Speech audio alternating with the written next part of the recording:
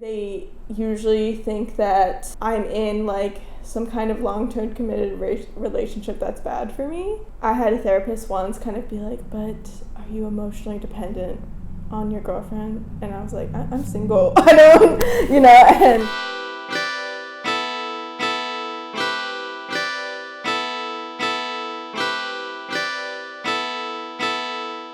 My name's Alexa. I identify as queer. Justin Marietta Hugger.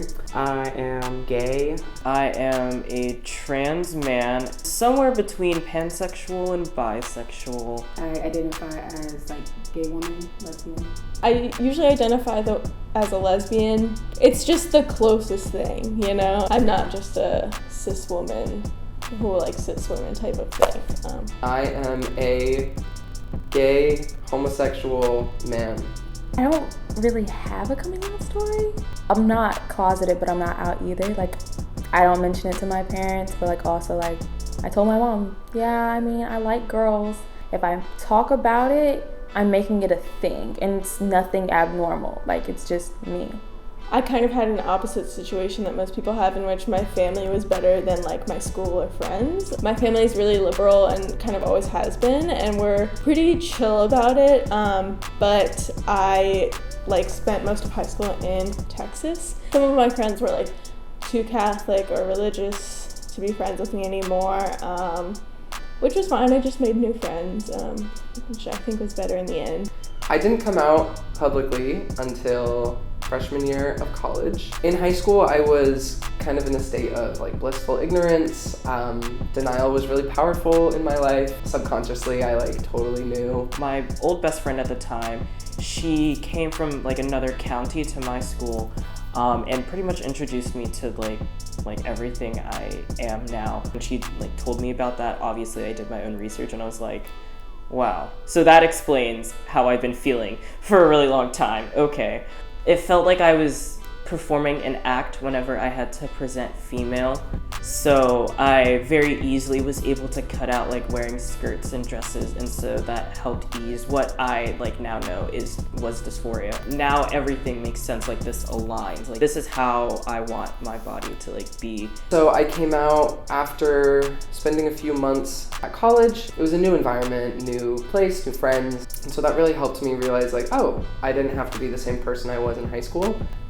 And so that was pretty liberating. In November of freshman year, I came out to my first friend here. The first time I ever said I'm gay to someone was that day. I remember it so vividly. Was in Audubon Park with my best friend, and I was just sobbing while she was hugging me under a tree. It was really nice. Okay, so I actually never got to come out. My story starts out by my mother looking at my phone and it just went, it went down from there. Growing up in a Catholic household, Christian household, my parents were not really accepting of it at the beginning. They tried to shut it down and tried to deny it for a very long time. And so I went through sort of a depressive episode and didn't know who I was. In high school, I guess my parents got used to it, but it was very hard growing up as someone that was queer or gay or homosexual, because it went against everything they had grown up with. Coming out to my friends back home was a little bit easier than coming out to my parents.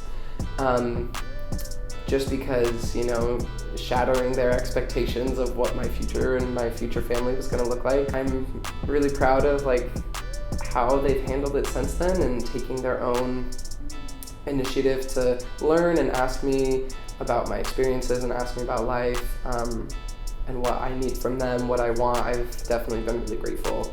When I actually graduated college, my mom and my dad really came to terms with it, and they wanted to talk to me about it. And this talk was not really a one-sided conversation. It was thankfully, double-sided, and it was really an apology for all of those years of neglecting my identity and neglecting who I was. So my sexuality wasn't as big of a struggle for me to come to terms with. I was just oh, I like all sorts of people, and that's whatever. For a while, I was gender fluid. I tried the gender fluid thing out for a little bit longer, and then I was nah, I'm just a man, and that's that. Or my friends have never used she, her pronouns for me, even around my parents. And so like some of my friends, they do have the like, how should I address you to your parents? And I'm like, do whatever, because they're totally like ignoring every and all signs. And so finally, I went to Pride and I had a flag up in my car, and one of my parents, like, I think either my parent or my sister like took it down. And then I think that's when the gears started turning, and like my dad was like, are you gay? And then I had to go into the whole like discussion. To make it some easier for them, I just like explained myself as bisexual, and they're like, how could you do that? And I was like, I wish I knew. And then from there I tried to like jump into the transgender part, and they were like, that's not. And I was like, okay, you know, at that point for me it's just like, you don't have to understand, just respect. So to my parents, I came out like oddly. So like I didn't date until I graduated high school, and something that you should never do if your parents or family member employs people is date one of their employees, because that's what I did. I dated one of my dad's employees, and then I would like sneak out to go like hang out with her house. And like one weekend she didn't have her car, and so like normally I would leave my car at my dad's house and like have her pick me up, and so he'd think I was still at home. But then like she didn't have her car, so like I didn't leave my car at his house that one night, and so like he ended up having to pick me up at her house the next morning because he took my car. I had to explain to him why he's picking me up from one of his employees' houses, you know. And so I was like, yeah, daddy, I'm like, at that time I identified as bisexual. Like, yeah, I'm bisexual, and, you know. He's like a Sunday school teacher at a Southern Baptist church, and like he's just sitting there like, okay. And like I thought it was gonna happen, like, or I thought it was going to be way worse than what it was. How do I say, like, he doesn't necessarily like understand the gay community. I think that he's trying to understand things more. My relationship with my childhood religion is really complex. I grew up Mormon, Latter-day Saint, as they prefer to be called. But it is a religion that's very harsh against LGBT people. And so that's difficult, but there are a lot of really good things about being LDS that I feel like actually ended up being supportive and good for me in the long run. My extended family didn't even talk about it with. I had two cousins that were always there for me. They were always like the cholas by my side, and they were always like, you know, taking care of their little primito. And they accepted who I am was from the get-go. They claim to have known ever since I was 4 or 5, but you know, that's always, I guess, sort of an assumption. I also had a support system for my 2 best friends. Shout out to Hannah and Bianca. Both of them were Brazilian, and their moms were always very accepting to who I was. Every time I would come over there, I felt like I was in a different environment, less hostile and much more welcoming, and I could be who I was. I do have a support system for my parents now, but not when I was coming out. Internally, like when you accept yourself and you can support yourself and make decisions to, you know, like rely on yourself if you need to, I think that's really powerful too. One of the things that I remember Tulane really advertising was their gender inclusive housing. Shapers and Creator, which is the one I ended up choosing, just sounded better to what I wanted to do. I ended up meeting who became my roommate, Lucia, my friend Lucia. She and we both chose gender inclusive housing, and we both did the same RLC. And as far as we were aware, like, it was probably just gonna be the 2 of us, so they should have automatically put us together. But then they didn't. That's when like the first bell started going off, like am I gonna be like able to be safe and like living here? I ended up living in like an all male hallway, and so at the time I thought I passed, but then as we were going around, you know, like introductions and stuff, and like, you know, you're supposed to say name pronouns and stuff, and like when I used he, him, like everyone was like, ah. And I was like, okay, so now they think that we're doing this because of me, not because we should need to be normalizing this, but whatever. I was like, okay, like I'm living in this all male area, which like if my parents had been there, that would have not gone down well. And move out was kind of scary. Like I ended up just moving all of my stuff, like all the boxes, into like a common area, so then they wouldn't have to go into the hallway and like see where I lived. I was really afraid about having a homophobic roommate when I was applying to colleges, and especially once I got into Tulane applying for housing. So I ended up being a part of the Kaleidoscope RLC, and my freshman roommate, Grace, shout out to Grace, she was great, and it was kind of interesting because I had like definitely made the decision that I'm gonna like start out and not have to like come out at all. Now my friends who know me from college have never known closeted me, which is something I think in high school people always referenced to, like, oh, remember when you were dating this guy, remember when this happened.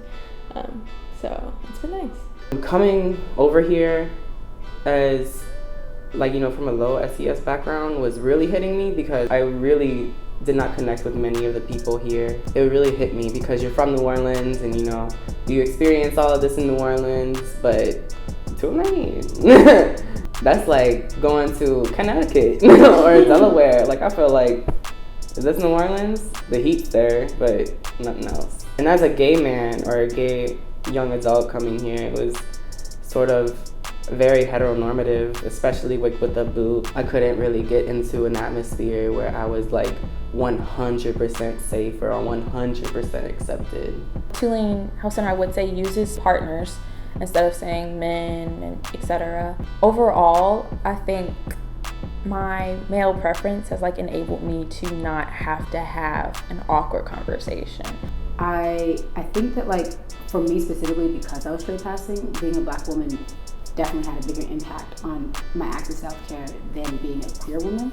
I was never asked about my sexuality, or if I was, it was like literally after like most of their initial, like, I guess, judgments or something already passed, and like, oh yeah, by the way, do you have sex with men or women? I'm like, oh, women. And they're like, huh. I think it was easier for me to get the care that I needed, because I usually do a code switch when I'm talking to people that I don't feel comfortable with, and I usually speak in a deeper voice and pass as heterosexual.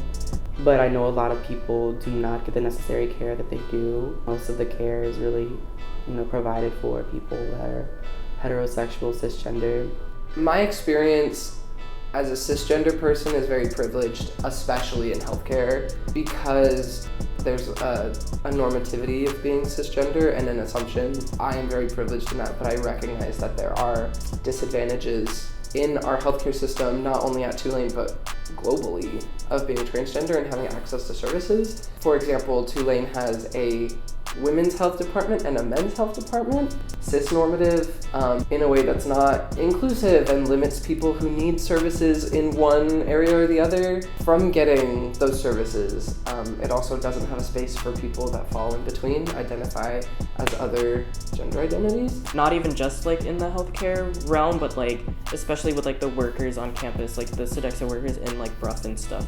Like, I never get gendered correctly. I feel kind of like they treat me like I'm delicate almost. Like, they have to watch how they're acting around me. Like, when I go there, I'm usually like going there for like trans stuff. The LGBT community is a very sexualized community, right? It's an identity that is founded on who you are attracted to, who you want to sleep with, kind of a thing. And so naturally, that leads to hypersexualization of queer people. A lot of queer people have to do a lot of their own research, and when that research is Google, what is good research, what is bad research? Do people have the tools needed to discern between the two? Someone who's grappling with their sexuality at age 13 is also just learning how to like Google things, you know, like, so that's another conversation. Just access to like dental dams and stuff.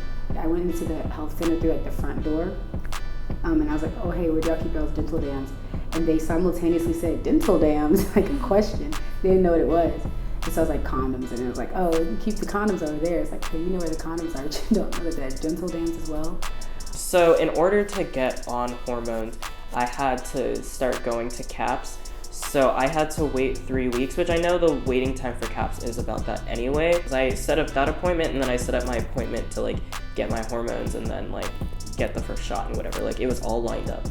And so I got there, and they said that my therapist had canceled. I was given no notification at all, like not even an email. And so I just got there and I was like I'm not an emotional person, but I was about to like break into tears, like, because that was the only thing holding me back from like starting hormones.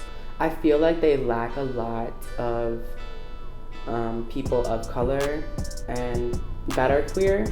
They do have some people that you can request, but especially when there are times where, you know, like it's high volume of students seeking for CAPS, it's like almost impossible to get someone that you really identify with.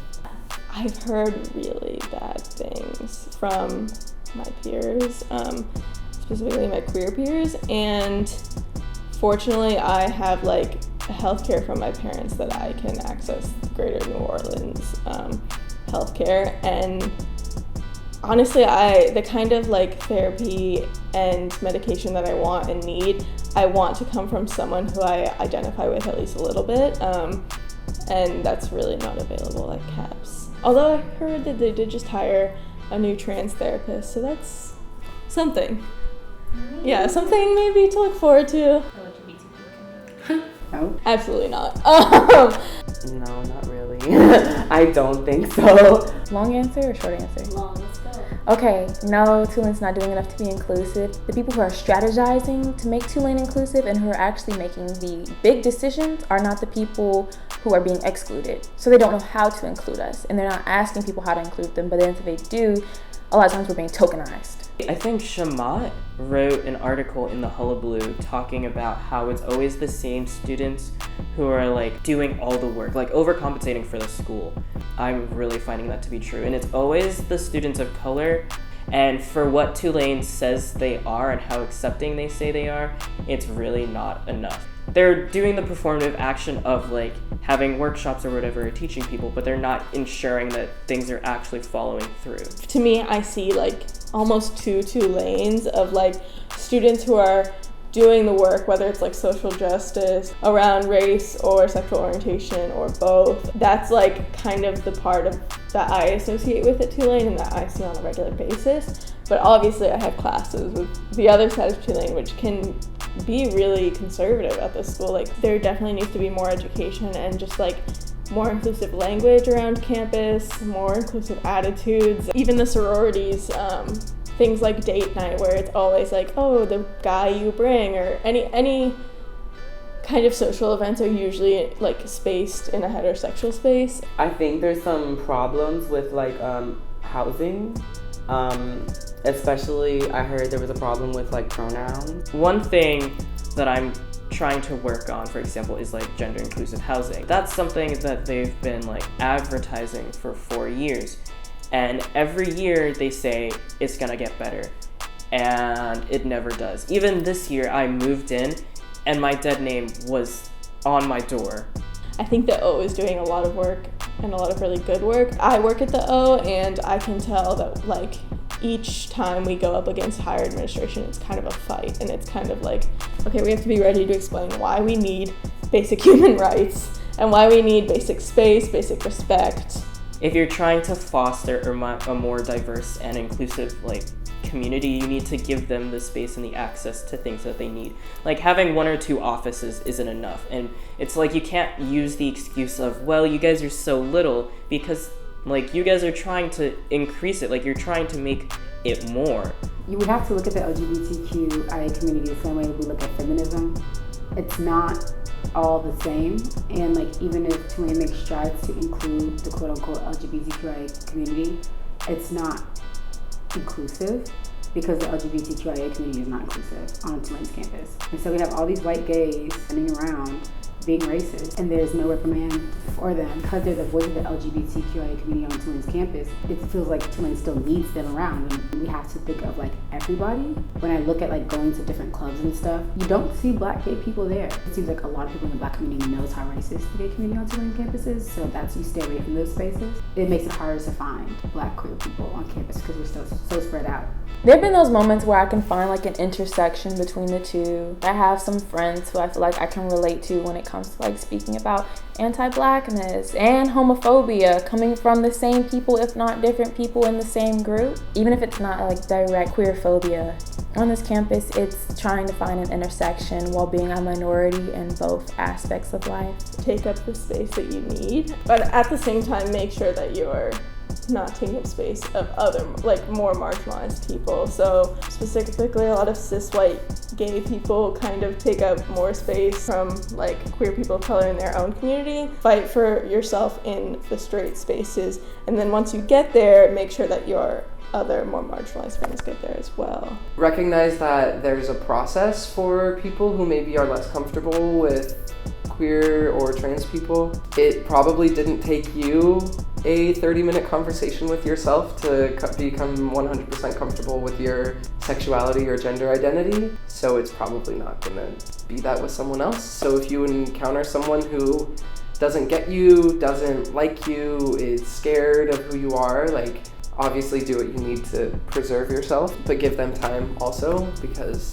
it's not something that is easy for most people, you know, just a split second. Find which part of you makes you the happiest. Seeing which people I love being around the most, and also not being afraid to like experiment. But I don't mean experiment like I want to try a girl. Like, no, you don't want to just try a girl. You want to get to know people and see if these are the people you like being around. If you do find yourself in a situation where you're like, I may have romantic feelings for this person, by all means, go for what makes you happy and just be open and honest. One is to be my friend. Two is definitely seek out the people that do identify as queer, because you're going to need your circle to fall back on. Find those spaces that you feel safe in and feel comfortable in.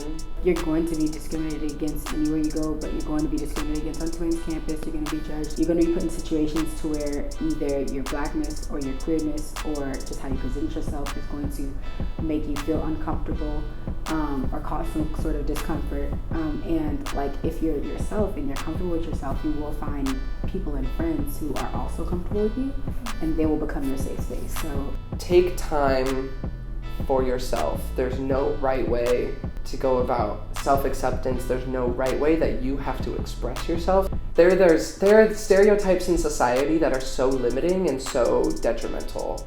Whether or not you act gay enough or act queer enough, your experience is your own experience and it's valid. Your experience is unique to you.